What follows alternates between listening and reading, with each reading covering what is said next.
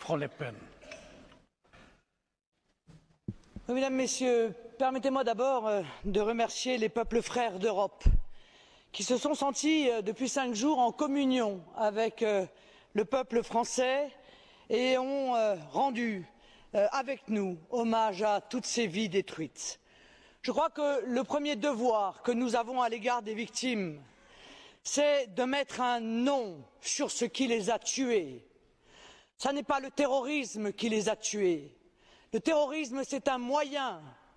C'est le fondamentalisme islamiste qui les a tués. C'est cette idéologie mortifère qui a fait tant de victimes et tant de malheurs depuis 5 jours, mais qui en fait tant dans le monde par milliers aujourd'hui, au moment même où nous nous parlons. Nos sociétés, nos pays sont attaqués parce que nos valeurs sont honnies par les fondamentalistes. Ça aussi, nous nous devons de le regarder en face.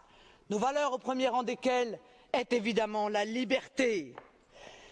Monsieur Haddad, Mezri Haddad, ancien ambassadeur de Tunisie auprès de l'UNESCO, dénonçait dans une tribune il y a quelques jours 30 ans de laxisme, d'angélisme, de conformisme, écrit par les concessions aux tenants de l'islam identitaire, holistique et totalitaire au nom de la démocratie et de la tolérance républicaine.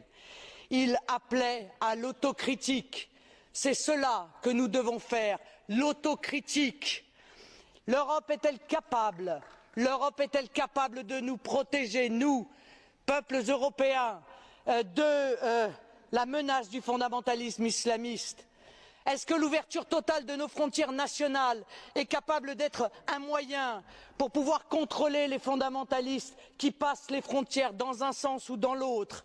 Est-ce que les politiques économiques d'austérité ne sont pas celles qui ont effondré nos capacités de réponse et ont désarmé notre police, nos moyens de renseignement et notre armée? Voilà toutes les questions que nous devrons nous poser. Moi, en ce qui me concerne, ma religion est faite. Laissez les nations se défendre.